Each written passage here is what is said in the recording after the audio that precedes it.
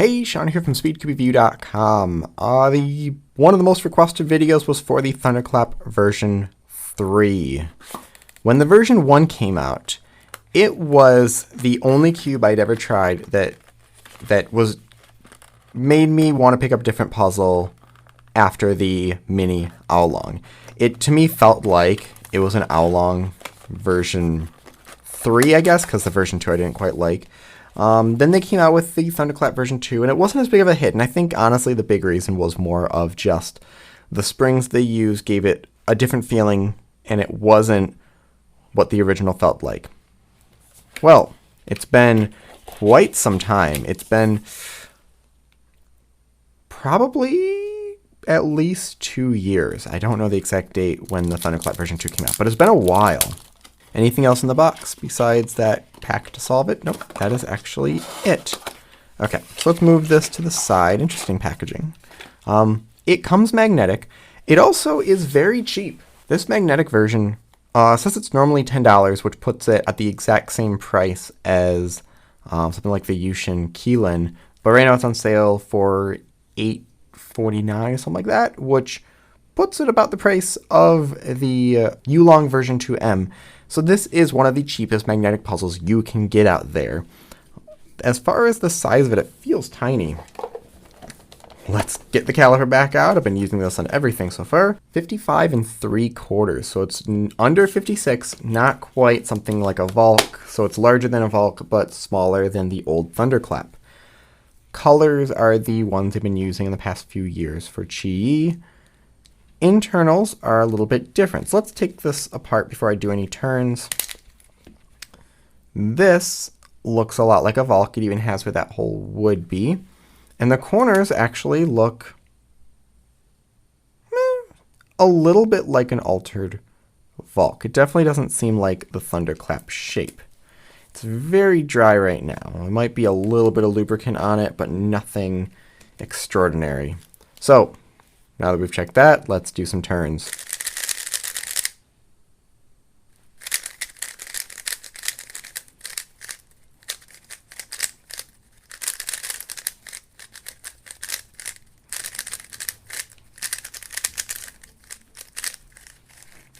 Magnets are quite light. I can bet no one would argue they're too strong. They're stronger though than something like the Tangyun. They're definitely noticeable, but the magnets are not helping it keep its shape. Well, actually, okay, that might be a little bit strong for some.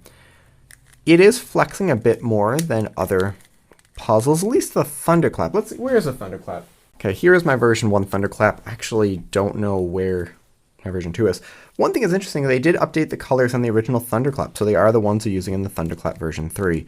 But the shape of these pieces, the center, the edges, is extremely different than this. This is stable on its own.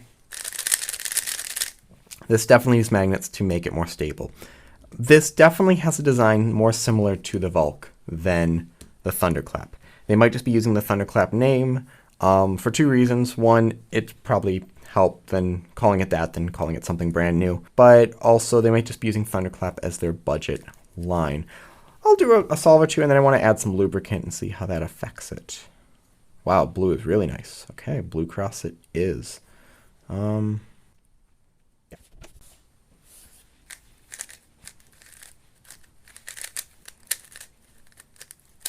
Oh, that wasn't great. Yeah, it's a bit out of control right now. Oh, that was the wrong PLL.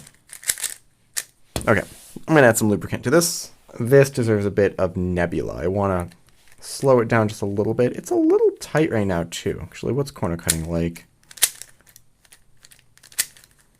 Yeah, it's actually a little tight. I think I'm going to loosen it just a bit, but also add a bit of nebula.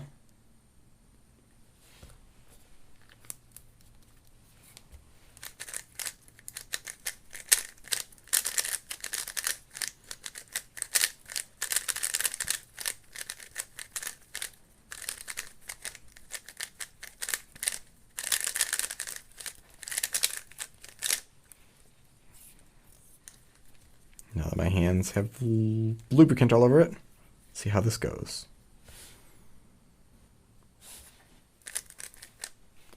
What did I just do? Oh, completely plans that out wrong.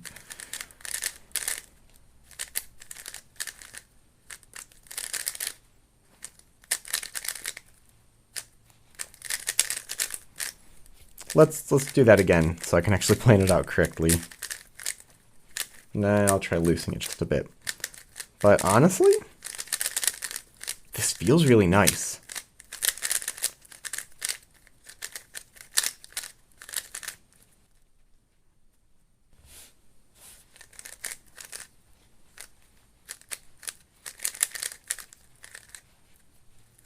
Oh, bad planning right now.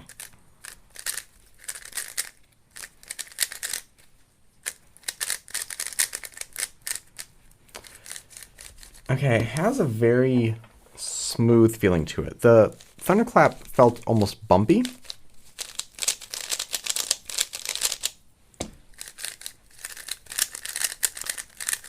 This feels much smoother. I'm going to loosen it just a little bit. Now, cubes will often loosen just a little. Oh my god, this is just like a Volk. So under here you have conical springs, meaning the springs are cone-shaped. And that was a big thing with the Volk. The cube that used it a little before that, I'm flexing my cube knowledge here, was the GAN 357. The idea of the conical springs is that instead of just the centerpiece being pushed, straight up or down, and that it prevents it from flexing too much because it kind of pushes more at the side. How much does it really do? I don't know. I haven't tested that in a lab, but this definitely feels like a budget Volk. Now, with that also said, the Warrior W felt a bit like a budget Volk because you could swap out pieces of the Warrior W with the Volk. The difference is the Warrior W was much more stable. I'm wondering now, could you swap pieces out between this and a Volk? And I definitely want to find that out, but although magnets might face different ways. Let's do a little bit more nebula. I'm going to gum this up just a bit more. I like this smaller size, and it doesn't feel, the edges don't feel too sharp. Sometimes when companies make smaller puzzles, they just kind of take the edges and move them in, and the corners feel really sharp, and this doesn't. It just feels like a nice small puzzle. This might be good for one-handed if people want this sort of size as well. Here's the Volk M. I want to swap some pieces out and see what happens. Actually, it does not quite fit. So, scratch that idea. I'm actually really enjoying solving this. I'm going to do a couple more solves, and then I'm going to do a little final impressions on it.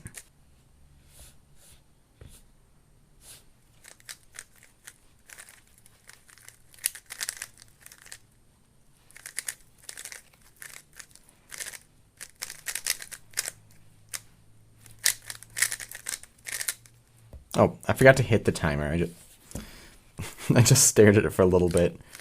I think I've been using the Bluetooth cubes too long, so you don't need to hit anything.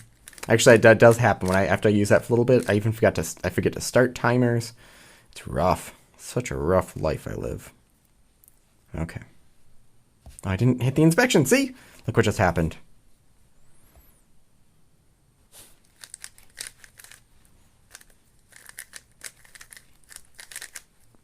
And I just inserted that pair incorrectly. I'm going to have to fix that at the end.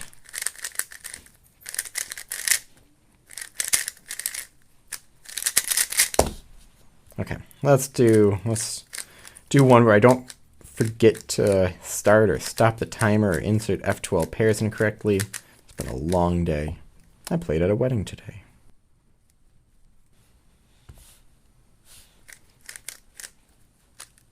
What? I did something again. Oh.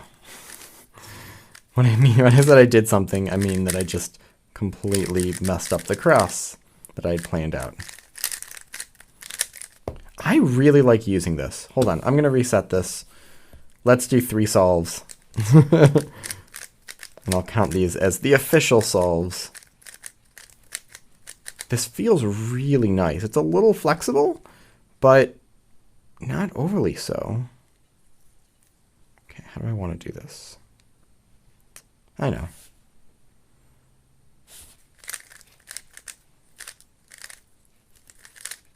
Probably should have just saved that one and inserted it later instead of trying to get it. What am I doing?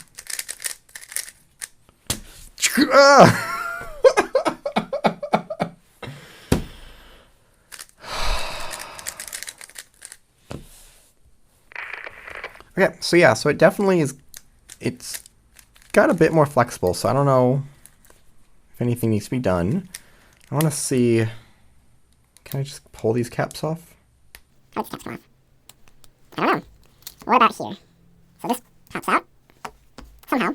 But I'm wondering if there's slots for the magnets or if I could like add extra ones in there. So I'm going to keep playing with this one. Someone said, a couple people I think said that it's really loud. It really isn't. Compared to the, I think this is a GTS 2.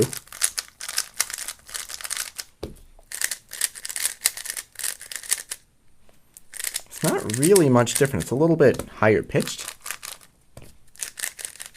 But I don't know, it seems like a normal volume cube to me. I'm going to keep using it. I really like the feeling of it. I'm have to figure out some good tension so it's not as flexible. Maybe just a little more lubrication to gum it up or tightening the tensions a bit. But I actually really like this. If someone asks me for a budget puzzle, usually the two I go to are the Yushin Keylin if they want something that's smooth and has tiles, or the Yulong V2M if they want something that is the most budget with magnets but also performs really well. Actually, I have like 12 Yulong V2Ms for multi-blind. And I think this is what I would recommend over those as far as if someone just wants a budget cube that performs like a high-end one. Oop. Without random catching, hopefully. But I do really like the feeling of it. It's something that I, without a doubt, would recommend. Is it better than the V1 and V2? It's hard to say. I think those have their own qualities to them, but it's not even really in the same ballpark of cubes. If this was put next to a Vulk, I would almost say I prefer it over the Vulk, honestly, because this feels very blocky and clunky, and this feels a bit more compact and smooth. So yeah, get it. Link in the description. Leave your thoughts and questions in the comment section below. Hit like, subscribe for more content like this in the future. And as always, stop by SpeedCubeShop.com for more news and reviews.